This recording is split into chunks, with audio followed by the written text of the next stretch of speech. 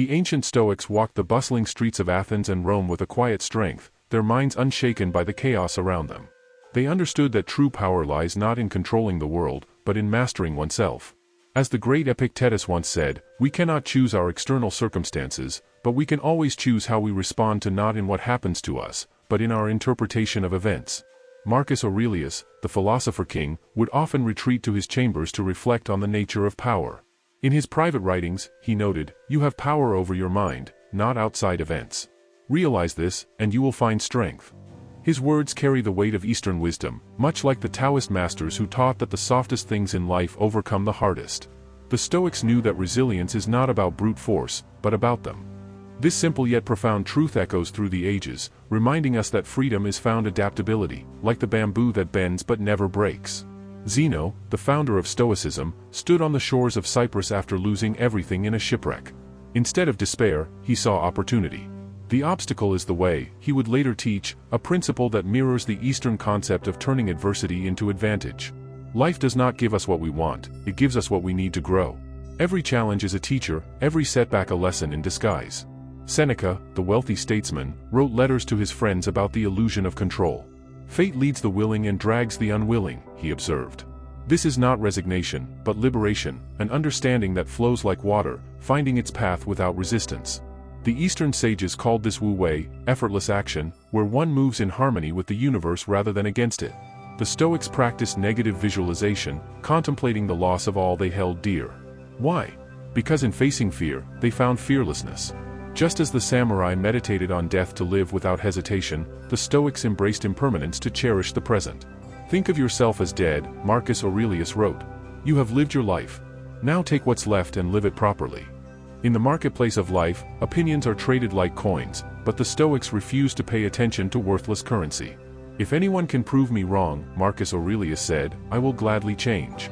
For I seek the truth, by which no one was ever harmed.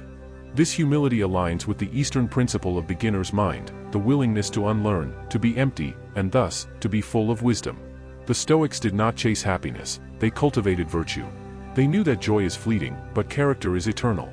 Like the Eastern monks who sat in stillness, they found contentment not in possessions, but in presence. He who is not satisfied with a little, Seneca warned, is satisfied with nothing. When anger arose, the Stoics paused. The best revenge, Marcus Aurelius noted, is to be unlike him who performed the injury. This mirrors the Buddhist teaching that hatred cannot be quenched by hatred, only by love. To respond with calm is to disarm chaos, to wield true power. The Stoics embraced discomfort, not as punishment, but as training. They slept on hard beds, endured hunger, and faced the cold, not because they had to, but because they could. Like the Shaolin monks who conditioned their bodies to strengthen their spirits, they knew toughness is forged through resistance. Death was their constant meditation. Let death be daily before your eyes, Epictetus advised, and you will never entertain any abject thought. The Eastern masters taught the same, memento mori, remember you must die, so that you may truly live. The Stoics did not waste time on gossip or trivialities. What is not worth doing, Seneca wrote, is not worth doing well. This echoes the Zen principle of mindful action, doing less, but with full attention. They accepted criticism with gratitude. If someone can show me what's wrong, Epictetus said, I will correct myself. This openness mirrors the Eastern path of continuous refinement, where ego is the enemy and growth is the goal. The Stoics knew that comparison is the thief of joy. How much time he saves who does not look to see what his neighbor says or does, Marcus Aurelius reflected. Like the Taoist who flows without competition, they focused only on their own path. They practiced gratitude before it was a trend. Do not indulge in dreams of having what you have not, Epictetus taught, but reckon up the chief of the blessings you do possess. This is the essence of Eastern contentment, finding abundance in simplicity.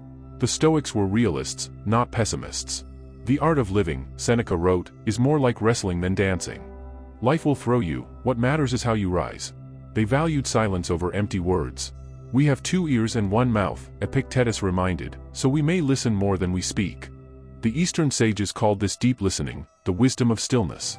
The Stoics forgave easily, not because others deserved it, but because they deserved peace. The more we deny our impulses of resentment, Marcus Aurelius wrote, the stronger our minds become. They saw the universe as interconnected.